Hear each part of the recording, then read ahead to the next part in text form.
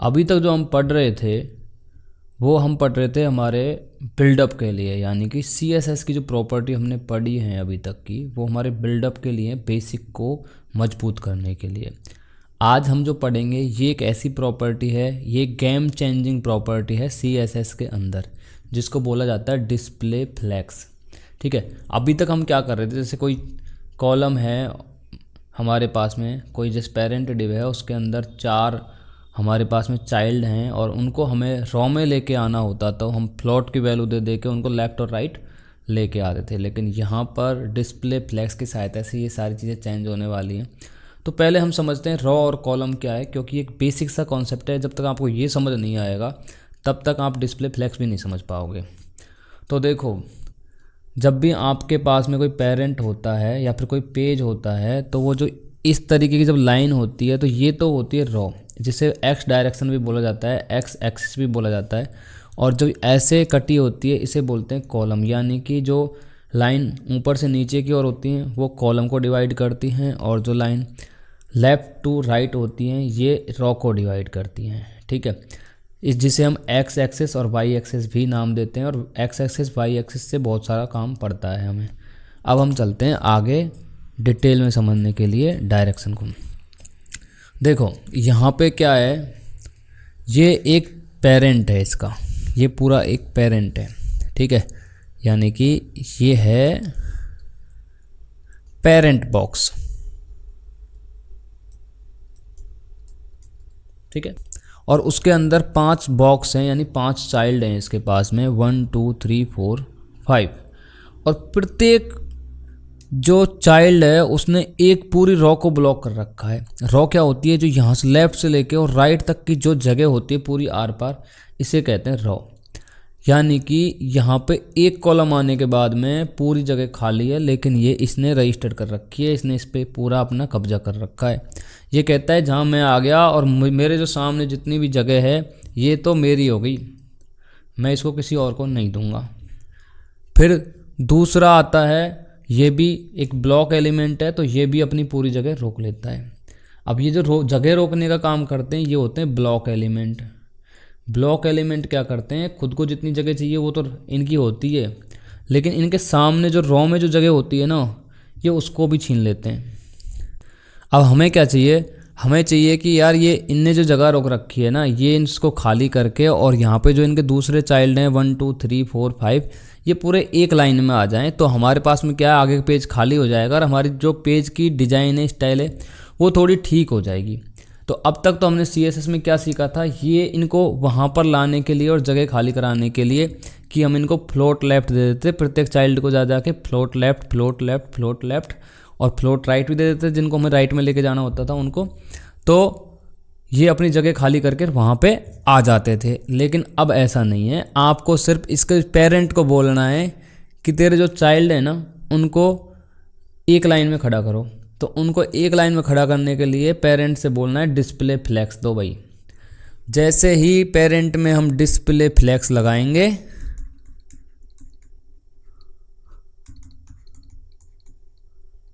ठीक है, जैसे ही डिस्प्ले फ्लैग्स हम लगाएंगे तो ये सारे एक लाइन में आ जाएंगे, यानी कि इनकी डायरेक्शन क्या हो जाएगी, रॉ। अब डायरेक्शन समझो, मान ये जो डायरेक्शन जो है ना, ये इनकी डिफ़ॉल्ट होती है कॉलम की, यानी कि जब इनमें हम कोई डिस्प्ले फ्लैग्स नहीं लगाते तो ये कॉलम में आ जाते हैं। तो इनकी डायरेक्शन क्या है, कॉलम। फ्लैग्स डायरेक्शन हमारे पास में एक प्रॉपर्टी होती है, इसका बहुत तगड़ा काम है। फ्लैग्स डायरेक्शन, ये जो प्रॉपर्टी है ना, ये पूरी गेम चेंजर प्रॉपर्टी है। अब ये गेम चेंजर प्रॉपर्टी क्यों है कि इसके पास में 2 वैल्यू है मेन, पहली है कॉलम और दूसरी है रॉ। कॉलम तो डिफ़ॉल्ट वैल्यू है, यानी जब डिस्प्ले फ्लैग्स नहीं होता तो यहाँ पे फ्लैग्स डायरेक्शन कॉलम लगी होती है, लेकिन जब डिस्प्ले फ्लैग्स लगा देते हैं तो वो रॉ में अप्लाई हो जाती है। डिस्प्ले फ्लैग्स के साथ में कौन सी आएगी, डिफ़ॉल्ट रॉ, और जब डिस्प्ले फ्लैग्स नहीं होगी तो कौन सी काम करेगी, कॉलम। ठीक है, इस तरीके से। अब मैं आपको समझाता हूँ कि ये दोनों किस तरीके से काम करती हैं। तो उसके लिए हम आपको वेब पेज पे लेके चलते हैं। अब चलते हैं, यहाँ पे मैं आ गया VS कोड के अंदर। VS कोड के अंदर मैंने देखो यहाँ पे एक पेरेंट डिव ले रखा है और उसके 4 चाइल्ड हैं हमारे पास। ठीक है, 4 चाइल्ड जो हैं हमारे पास 1 2 3 4, इनको हमने बॉर्डर दे रखा है 1 px सॉलिड रेड और 50 पिक्सल की विड्थ, 50 पिक्सल की हाइट दे रखी है ताकि ये दिखने में थोड़ा अच्छा दिखें। इसी तरीके से जो पेरेंट है हमारे पास में वो 500 पिक्सल की अपनी जगह लेके बैठा हुआ है। ठीक है, इसको भी हमने बॉर्डर दे रखा है। अब देखो, जैसे हमने यहाँ पे कोई डिस्प्ले की प्रॉपर्टी अप्लाई नहीं कर रखी तो ये किस फॉर्म में आ रहे हैं, कॉलम में आ रहे हैं। यानी इसका मतलब ये होता है कि इनके आगे की ये जितनी भी जगह है ये अपनी अपनी जगह ब्लॉक करके बैठे हैं। ठीक है, अब हम चाहते हैं कि ये यहाँ पे 1 2 3 एक लाइन में आ जाएं और नीचे की जगह खाली हो जाए। उसके लिए हमें क्या करना पड़ेगा, उसके लिए हमें करना पड़ेगा डिस्प्ले फ्लेक्स नाम की प्रॉपर्टी बस लगानी पड़ेगी और सेव करना पड़ेगा पेजर। हमने किया रिफ्रेश तो इनने जगह खाली करके ये रॉ फॉर्म में आ गए।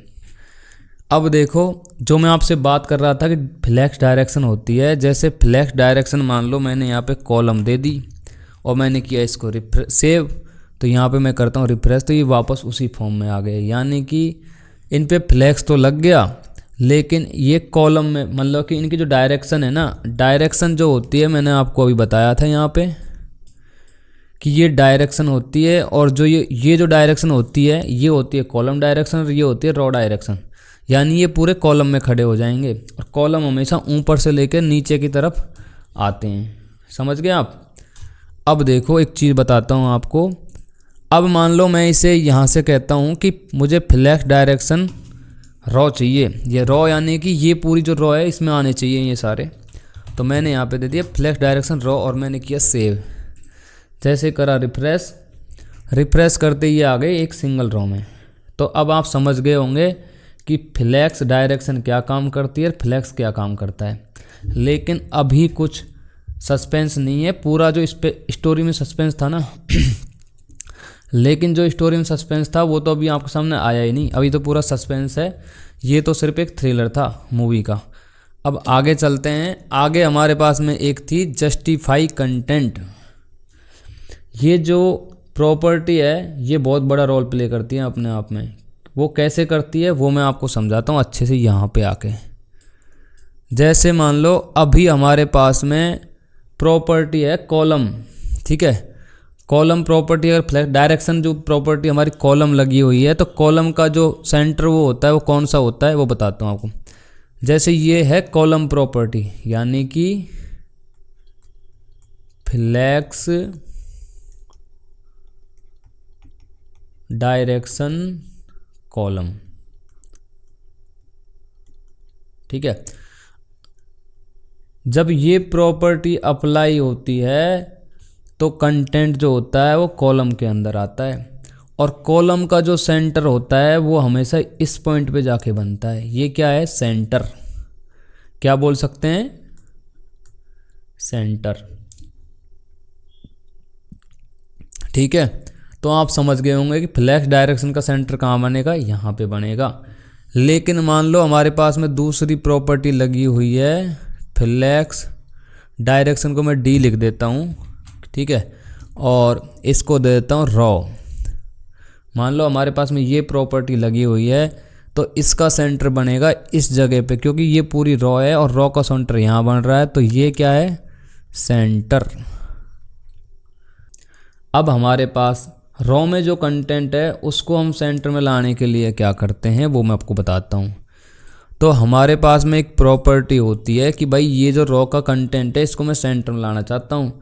तो उसके लिए एक प्रॉपर्टी होती है जस्टिफाई कंटेंट। अब जस्टिफाई कंटेंट को मैं जैसे ही सेंटर करूँगा और रिफ्रेश करूँगा तो देखो ये यहाँ पे सेंटर में आ गई। लेकिन आप एक बात ज़रूर समझ लेना कि ये सेंटर का मतलब ये नहीं है कि ये यहीं पे लेके आएगी। अगर मान लो फ्लेक्स डायरेक्शन हमारे पास में कॉलम लगी हुई है, ठीक है, कॉलम मान लो हमारे पास लगी हुई है, मैंने किया रिफ्रेश तो देखो जस्टिफाई सेंटर फ्लैक्स डायरेक्शन के अकॉर्डिंग काम करती है। अब आप समझने की कोशिश करो, ये हमेशा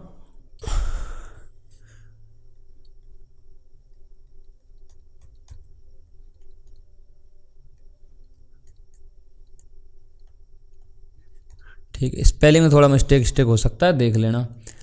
जस्टिफाई कंटेंट जो होता है ना, वो हमेशा फ्लैक्स डायरेक्शन पे काम करती है। कैसे करती है? जो फ्लैक्स डायरेक्शन एक्टिवेट है, लगा हुआ है, सिर्फ ये उसको ही सेंटर कर सकती है। ऐसे नहीं है कि आप जो है चाह रहे हो रो में लगाने के लिए सेंटर, और आपने एक्टिवेट कर रखा है कॉलम, और आप यहाँ पे कंटेंट को सेंटर लाना चाहते हो, तो ऐसा कतई नहीं होगा। जो डायरेक्शन एक्टिवेट है, यानी जो डायरेक्शन प्रॉपर्टी लगी हुई है, ये उस पे ही काम करेगी।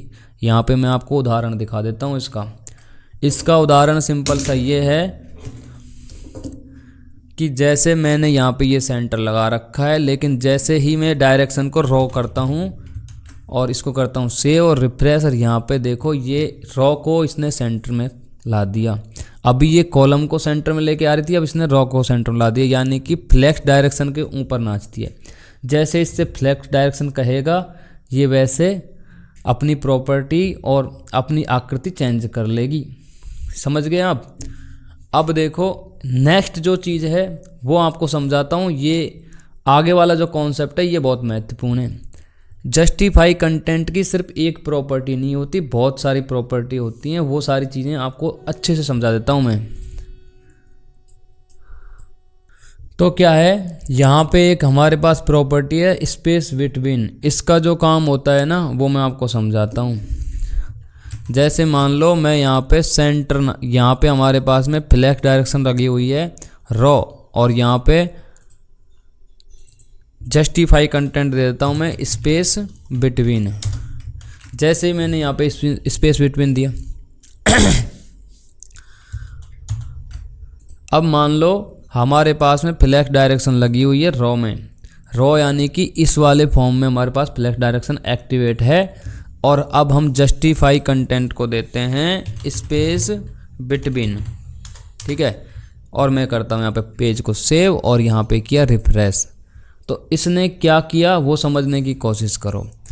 इसने जो पहला जो बॉक्स है उसको बिल्कुल, जहाँ पे अपन ने मार्जिन पैडिंग नहीं दे रखी, तो इसने मार्जिन पैडिंग ली भी नहीं है, अपनी जगह से पहला जो कॉलम है अपनी जगह पे आ गया। उसके बाद में सेकंड और थर्ड को इनके बीच में, 1 और 4 के बीच में जितनी जगह है उसको कैलकुलेट किया। कैलकुलेट कैसे किया इसने वो समझाता हूँ। जैसे हमारे पास में 500 पिक्सल्स का तो क्या है विड्थ है इसकी पेज की, और 50 पिक्सल की ये है क्या कॉलम है, ठीक है। तो इसने कैसे कैलकुलेट किया अपने आप की, हमारे पास में एक 500 पिक्सल का ये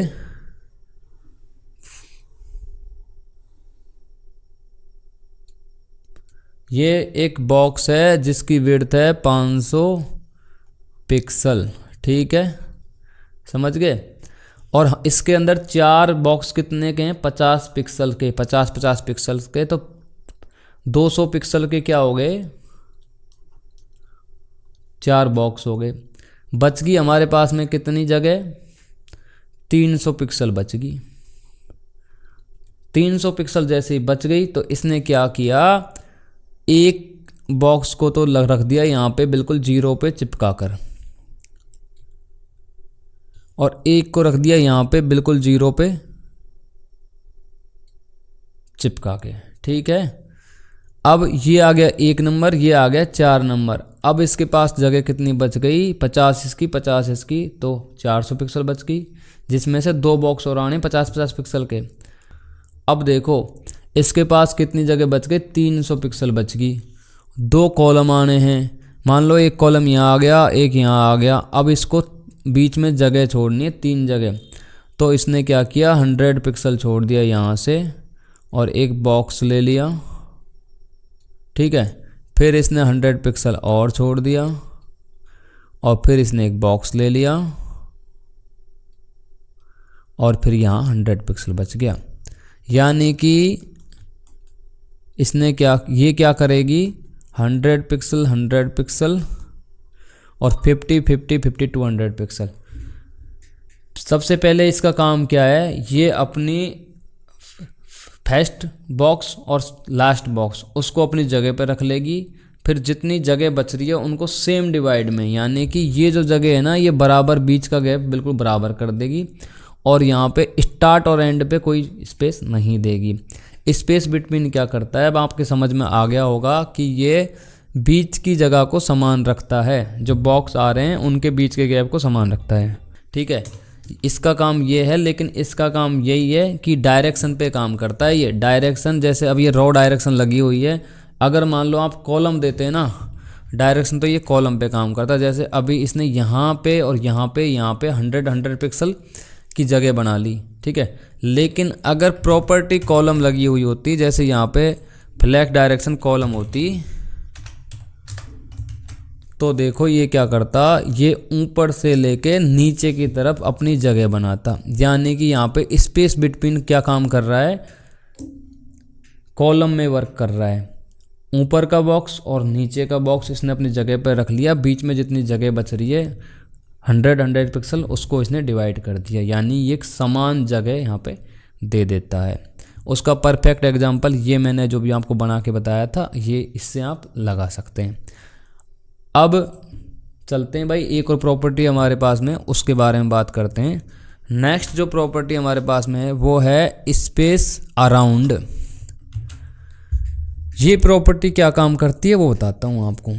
जैसे ही मैंने यहाँ पे रिफ्रेश किया तो इसने क्या किया वो समझाता हूँ। देखो यहाँ पे इसने एक जगह ली, ठीक है, उतनी इसने यहाँ तक जगह ले ली अपनी। फिर मतलब प्रत्येक कॉलम के ऊपर और नीचे सेम जगह ये ले लेगी, एक टोटल जो कह सकते हैं कि स्पेस बना के चलती है। अब फ्लैश डायरेक्शन लगा हुआ है कॉलम, तो एक बार इसको हम ड्रॉ कर देते हैं और मैंने किया यहाँ पे सेव और इसको किया मैंने रिफ्रेश। अब मैं आपको समझाता हूँ ग्राफ के हिसाब से। यहाँ पे तो देखो इनके बीच में 100 पिक्सल है, लेकिन यहाँ पे ऐसा नहीं है। ये सीधी सी बात है, ठीक है। ये हमारे पास में पेरेंट मान लो 500 पिक्सल्स का है, ठीक। 50 पिक्सल के 4 बॉक्स आ गए। 50 × 4 = 200 पिक्सल इनने ले लिया। इनके पास में बच गई कितनी जगह, पूरी 300 पिक्सल जगह। अब ये क्या करेगा, अब देखो फील करके देखते हैं हम। मान लो इसके पास में 8 स्पेस हैं, जैसे यहाँ पे एक कॉलम खींचा मैंने, ये समझने की कोशिश करना, इस कॉलम से बहुत आपकी हेल्प होगी। चलो अच्छे से लाइन खींचता हूँ, ओके।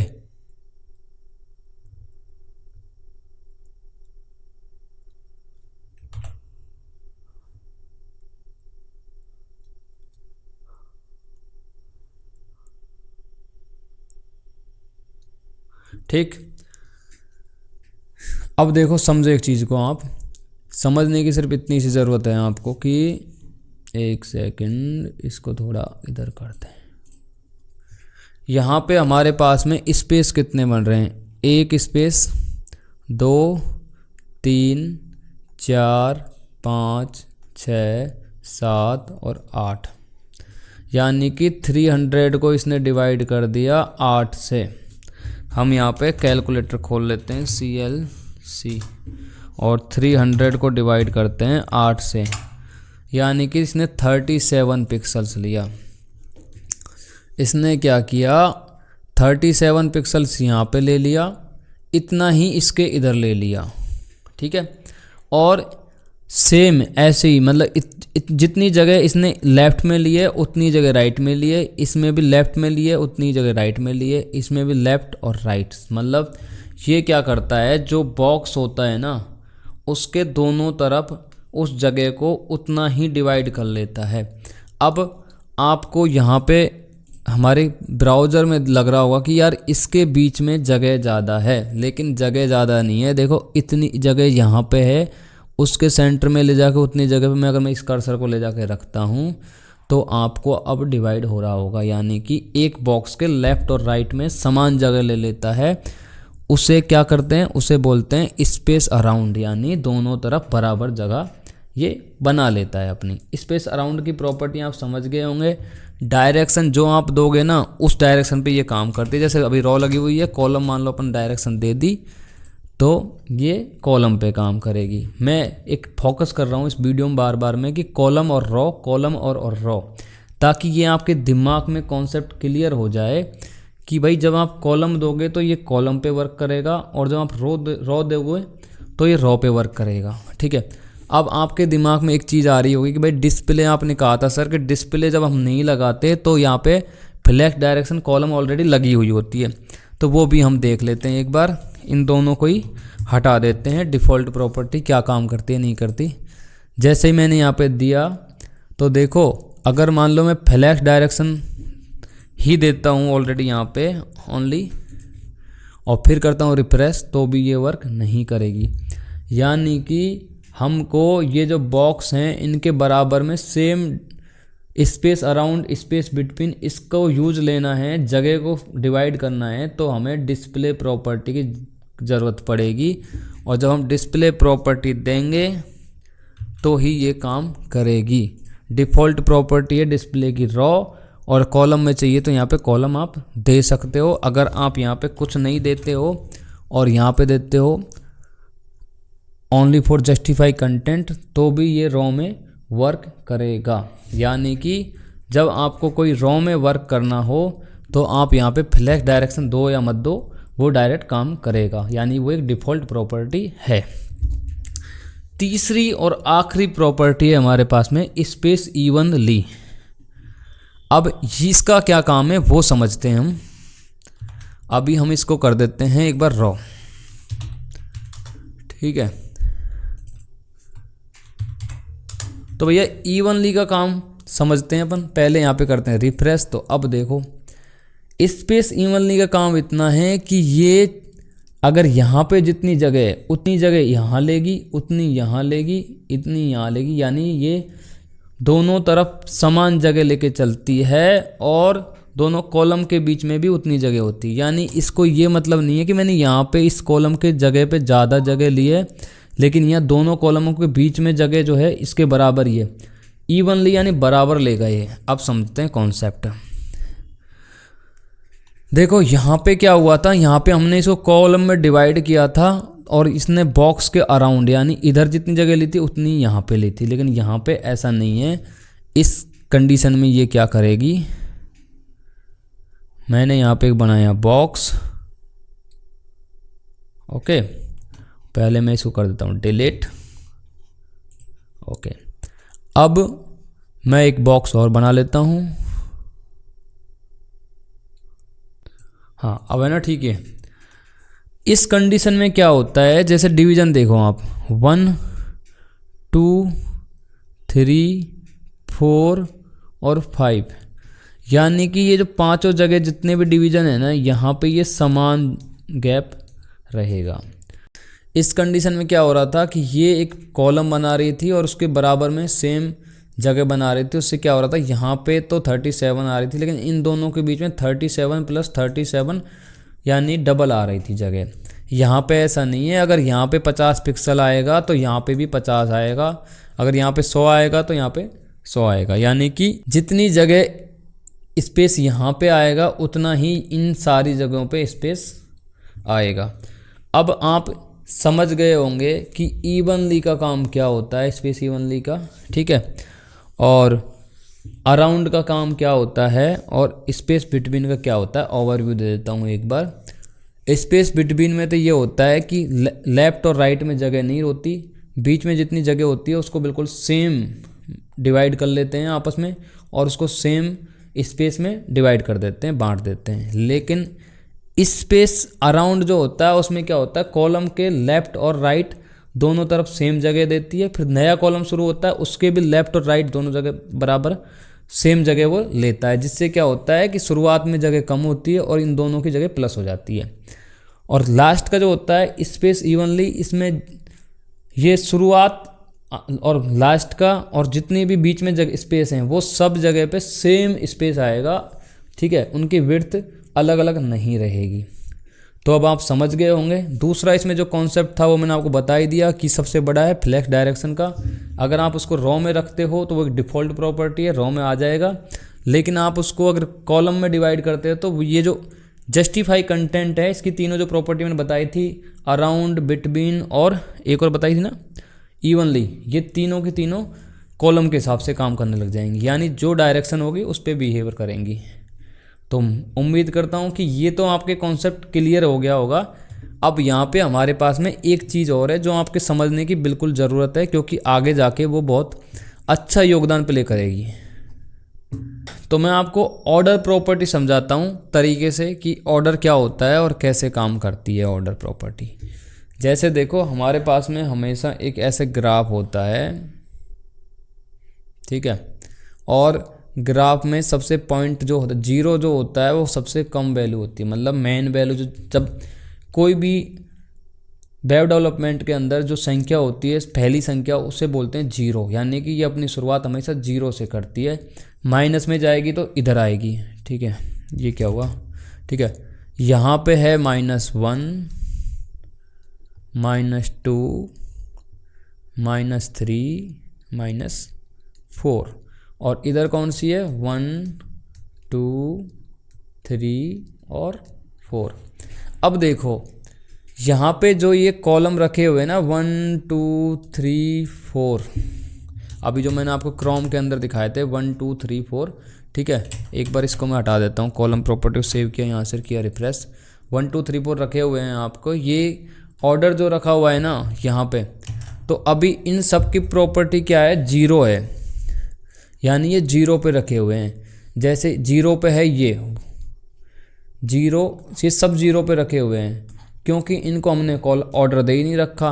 अब ये अपने आप को जीरो पे मान के चल रहे हैं, लेकिन जैसे ही जीरो पे ये फर्स्ट आ जाता है, ठीक है, तो सेकंड को ये 1 नंबर पे भेज देता है, ऐसे ही थर्ड को ये 2 नंबर भेज देता है, और फोर्थ को ये 3 नंबर पे भेज देता है। कोड की सहायता से समझाता हूँ। तो हम चलते हैं VS कोड पे और यहाँ पे क्रोम ओपन कर लेते हैं। हमारे सामने 1, 2, 3, 4 रखे हुए हैं, ठीक है। मान लो यहाँ पे जो हमारा क्लासेस 4 है, ठीक है, इसको हम दे देते हैं ऑर्डर नंबर 0। जैसे मैंने यहाँ पे दिया 0 और इसको किया रिफ्रेश, तो देखो इसमें कोई चेंज नहीं हुआ, क्योंकि ये अपने आप को 0 पे ही मान रहे हैं। सबसे पहले है 1 नंबर 0 पे, उसके बाद में 1, 2, 3, 4, उसके बाद में 1, 2, 3, 4, ये सब अपने को 0 पे मान रहे हैं। लेकिन मान लो मैं यहाँ पे इसको दे देता ऑर्डर -1। अब -1 पे तो कोई है ही नहीं, तो अब मैं करता हूँ इसको रिफ्रेश, तो देखो जो 4 नंबर था वो सबसे पहले आ गया। पहले क्यों आया, क्योंकि 0 से नंबर वैल्यू शुरू होती है, और इसको जो हमने दे रखा है -1, तो ये -1 से शुरू हो गया, अब -1 पे आ गया ये, तो बाकी रह गए 0 पे। इस तरीके से हम इनको ऑर्डर दे सकते हैं। अब मान लो मैं जो थर्ड नंबर है इसको ऑर्डर दे देता हूँ 1,